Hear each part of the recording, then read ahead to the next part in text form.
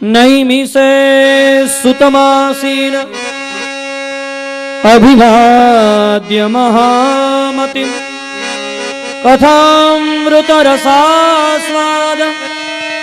कुशलः शौनको ब्रवीत्।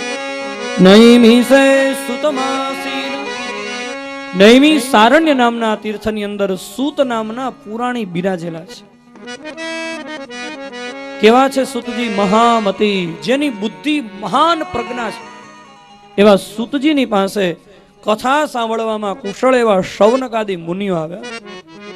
પ્રેમથી પૂછ્યું, મહારાજ, અજ્ઞાનનો નાશ કરવામાં કરોડો કરોડો સૂર્ય સમાન તમે જ્ઞાની છે. અમે તમારી પાસે કથા સાંભળવા માટે આવ્યા છીએ. મહારાજ, તમે અમને એ બતાવો કે ભક્તિ કરીને, જ્ઞાન મેળવીને, વૈરાગ્ય મેળવીને જે વિવેકની ફલશ્રુતિ થાય છે એ વિવેકની વૃદ્ધિ કેમ થાય? શૌનકાદી મુનિઓએ સૂતજીને કહ્યું, મહારાજ, આ ઘોર કળયુગની અંદર માણસ અસુર બની ગયો છે, માણસ નથી રહ્યો. અસુર કોને કહેવાય? અસુર એટલે શું? અસુરની વ્યાખ્યા, અસુર એટલે આપણે શું કહીએ? રાક્ષસ. પણ અસુરની વ્યાખ્યા, અસુર એટલે કઈ માથે શિંગડા હોય, મોટી મોટી આંખો હોય અને આમ વિકરાળ સ્વરૂપ હોય, એ જ અસુર નથી. અસુરનો વ્યુત્પત્ત્યાર્થ થાય છે અસુસુ રમતે ઇતિ અસુર, જે અસુની સાથે રમે છે. અસુ એટલે ઇન્દ્રિયો. આ માનવ જીવનની જે જ્ઞાનેન્દ્રિયો છે, જે કર્મેન્દ્રિયો છે ને, એને આપણી પોતાની અનુકૂળ બનાવી અને ઈશ્વરનું ભજન કરવા માટે છે. પણ ઇન્દ્રિયોને પોતાને અનુકૂળ બનાવવાને બદલે ઇન્દ્રિયોને પોતે અનુકૂળ થઈ અને ફાવે એમ જીવવા માંડે ને એને અસુર કહેવાય. ફાવે તે ખવાય, ફાવે એમ જીવાય, ફાવે ત્યારે ખવાય, ફાવે ત્યારે જમાય, ફાવે ઈ જ્યાં ત્યાં જેવું તેવું જ્યારે ત્યારે ગમે તે ખવાય. આમ જીભ ને પોતાને અનુકૂળ બનાવી દેવી જોઈએ કે હું જે કહું એ જ તું ખા એમ. એને બદલે જીભને જેવો સ્વાદ ગમે છે એવું ખવડાવવાનું, આંખને જેવું જમે, જેવું જોવું ગમે છે એવું દેખાડવાનું, કાનને જેવું સાંભળવું ગમે છે એવું જ સંભળાવવાનું. આ જે વિકૃતિ છે એ વિકૃતિ જ અસુરતા છે. અને કળિયુગનો માણસ એટલો બધો અસુર બની ગયો છે કે અસુર જેવા માણસને ઉગરવાનો ઉપાય શું? શૌનકાદી મુનિઓએ પ્રશ્ન કર્યો, મહારાજ, તમે અમને એવું સાધન બતાવો ને અતિ પવિત્ર હોય. આ જગતમાં પવિત્ર વસ્તુઓ તો ઘણી છે, પણ પવિત્રમાં પણ પવિત્ર શું? કલ્યાણકારી વસ્તુઓમાં પણ વધારે કલ્યાણકારી શું? શૌનકાદીઓએ કહ્યું, મહારાજ, તમે અમને એવું સાધન બતાવો કે જે સાધના કરવાથી જલ્દીમાં જલ્દી ભગવત પ્રાપ્તિની અનુભૂતિ થાય. તમે અમારા ગુરુ છો. શૌનકાદીઓએ કહ્યું, મહારાજ, અને સદગુરુની કૃપા તો એવી છે કે ચિંતામણી અને કલ્પવૃક્ષ એ ધારેલી વસ્તુ આપે. પણ ચિંતામણી અને કલ્પવૃક્ષને કોઈ એમ કે ને કે અમને રાધા કૃષ્ણના દર્શન કરાવો, અમને સીતારામજીના દર્શન કરાવો, તો કલ્પવૃક્ષ અને ચિંતામણી પણ ભગવાનના દર્શન ન કરાવી શકે. ભગવાનના દર્શન તો સદગુરુની કૃપા જ કરાવી શકે. તમે અમારા ગુરુ છો. તમે અમને સાધન બતાવો જે સાધનથી ભગવત પ્રાપ્તિ થાય. સુતયું એવું શ્રેષ્ઠમાં શ્રેષ્ઠ સાધન છે શ્રીમદ ભાગવત. જે ભાગવતની કથા સાંભળવાથી બે મોટામાં મોટા ફળ મળે છે. એમાં શ્રીમદ ભાગવતનું પહેલું ફળ છે મનુષ્યને લાગેલો ભયંકરમાં ભયંકર જે ભય છે એ ભયમાંથી આ ગ્રંથ છોડાવે છે. આપણને મોટામાં મોટો ભય કયો છે ખબર છે? સૌથી ભયંકરમાં ભયંકર જો કોઈ ભય હોય ને તો એ ભય છે મૃત્યુનો ભય. કેટલો ભય? કેટલો ભયંકર ભય છે મૃત્યુનો ભય. કે તમે જુઓ ને, આજથી 10-12 વર્ષ પહેલા 26મી જાન્યુઆરીએ ભૂકંપ આવ્યો ને, નથી આવડતી ને હનુમાન ચાલીસા મોઢે થઈ ગઈ. અને મારો કિકલો, મારો દીકરો એમ કરતા હતા ને બધી માતાઓ પોતાના દીકરાને ઘોડિયામાં સુવરાવીને બહાર નીકળી ગયા હતા. કારણ કે ભાગવતજી કહે છે, યો દેહી નામ અયમ અતીવ સુહૃત્સ્વ દેહ.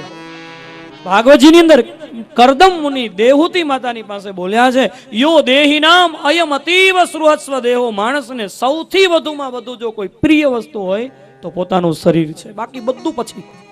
પોતાનો દેહ માણસને સૌથી વધારે વાલો છે. અને એટલા માટે મૃત્યુનો ભય ભયંકર ભય છે. કારણ શું છે ખબર? બીજા બધા ભયમાં સાથ સહકાર છે, આમાં સાથ સહકાર છે જ નહીં. ખબર જ છે, એકલા જ આવ્યા મનવા એકલા જ મના. મારો કહેવાનો સુર એ છે કે મૃત્યુનો ભયંકર ભય છે, એ મૃત્યુના ભયમાંથી ભાગવતજી છોડાવે છે. શું કામ?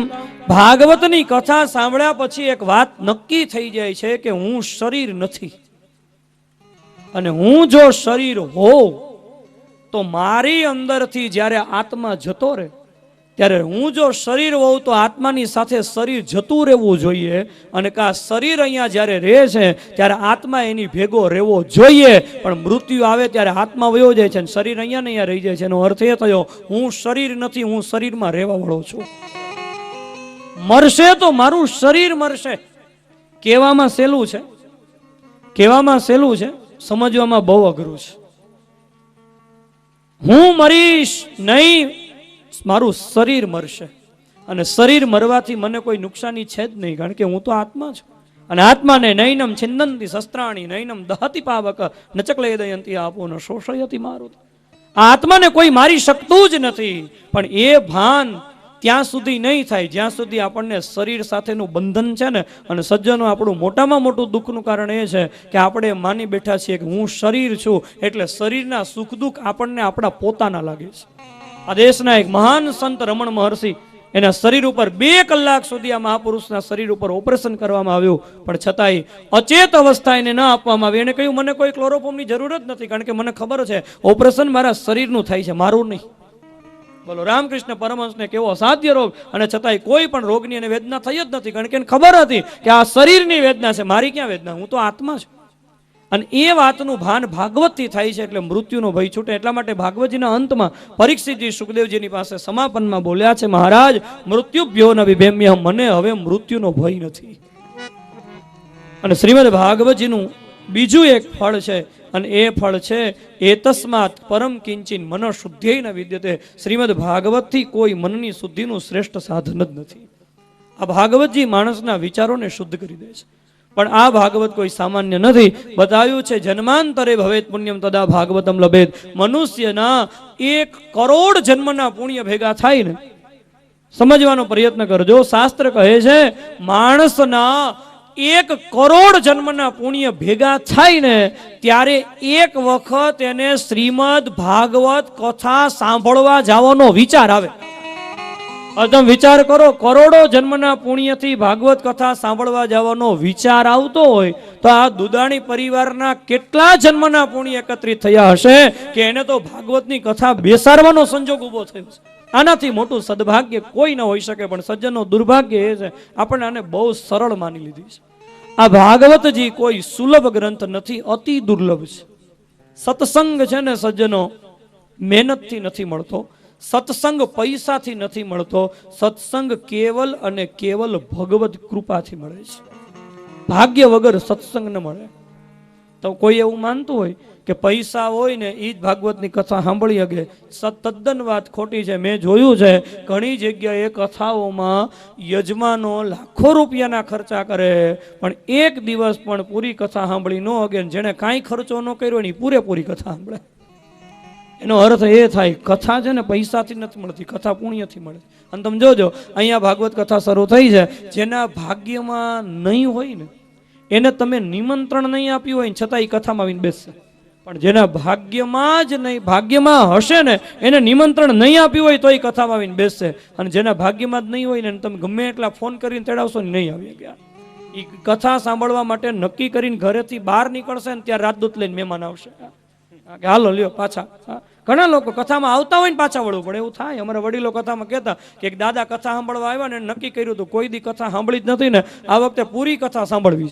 તે કથામાં પોથીયાત્રામાં ભેગા જતા હતા ને, તો તમે જેમ પોથીયાત્રામાં આનંદ કરતા હતા ને એમ બધા યુવાનો ખૂબ આનંદથી પોથીયાત્રામાં જતા હતા. દાદા આયલા જતા હતા, દાદાની બાજુમાં દાદાને કઈ ખબર નહીં, એક સુતલી બોમ્બ ફોડ્યો, ધડામ દઈને અવાજ આવ્યો ને કાનમાં ધાક પડી ગઈ. 7 દિવસ સુધી કઈ સંભળાય જ નહીં. વિક્સ લગાડ્યું, ઇન્જેક્શન લીધું, લસણ કકડાવીને તેલ નાખ્યું, પણ ધાક ખુલ્લી જ નહીં. બહુ પ્રયત્ન કર્યા, 7 દિવસ સુધી કાંઈ ન સંભળાણું. છેલ્લે દિવસે પાછી પોથીની વિદાય યાત્રા નીકળી અને પાછા પોથીજી લઈને જતા હતા ને હુતલી બોમ્બ ધડામ દઈને ફૂટ્યો ને ખુલી ગઈ. એટલે ભાગ્યમાં નહોતું એટલે 7 દિવસ સુધી એવું થાય તો ભાગ્ય વગર સત્સંગ ન મળે. અને એના માટે દ્રષ્ટાંત આપ્યું છે. દેવતાઓને આ કથા દુર્લભ છે. પરીક્ષિતજી જ્યારે કથા સાંભળવા માટે બેઠા હતા ત્યારે દેવતાઓ અમૃત પૂર્ણ કળશ લઈને કથા સાંભળવા માટે આવ્યા અને અમૃતની બદલીમાં કથા સાંભળવી હતી. સુખદેવજીએ ના આપી. અમૃતના બદલામાં તમને ભાગવતની કથા નહીં મળે. સ્વર્ગના અમૃત કરતા પણ કથાનું અમૃત છે ને એ વધારે શ્રેષ્ઠ છે. કારણ કે સ્વર્ગનું અમૃત પીવાથી માણસ અમર થઈ જાય. અમરત્વનું મહત્વ નથી, જીવનમાં દિવ્યતાનું મહત્વ છે. ભાગવતની કથા સાંભળવાથી કદાચ લાંબુ જીવન ન મળે, પણ ભાગવતની કથા સાંભળવાથી જેટલું જીવન છે ને એ જીવન ઉત્તમમાં ઉત્તમ કઈ રીતે જીવી શકાય એના વિચારો ભાગવતથી મળે છે. આ શ્રીમદ ભાગવતની કથા સાંભળવાથી ભક્તિ, જ્ઞાન અને વૈરાગ્યની પ્રાપ્તિ થાય છે. એ બતાવવા માટે થઈ અને સનકાદિ કુમારો અને નારદજીના સંવાદમાં એક ભક્તિયુક્ત કથાનક બતાવ્યું છે. જ્ઞાન અને વૈરાગ્ય વૃદ્ધ હતા. નારદજીના યજમાન પદે સનકાદિ કુમારોએ જ્યારે ભાગવતની કથા ગંગા કિનારે કરી ત્યારે યમુનાના કિનારે સુતેલા જ્ઞાન, વૈરાગ્ય, ભક્તિ, શ્રી કૃષ્ણ ગોવિંદ હરે મુરારી કરતા કથાની અંદર વધાર્યા. આ ભાગવતજીનો મહિમા છે. ભાગવતની કથા સાંભળનાર શ્રોતાના હૃદયમાં જ્ઞાન, વૈરાગ્ય અને ભક્તિ યુવાન બને છે. સનકાદિ કુમારો અને નારદજીના સંવાદમાં ધુંધુકારીનું આખ્યાન છે. પ્રેત બનેલો ધુંધુકારી પુણ્યશાળી બની જાય છે. એ મહાત્મ્યની કથાનું બહુ સરસ ચરિત્ર છે. પણ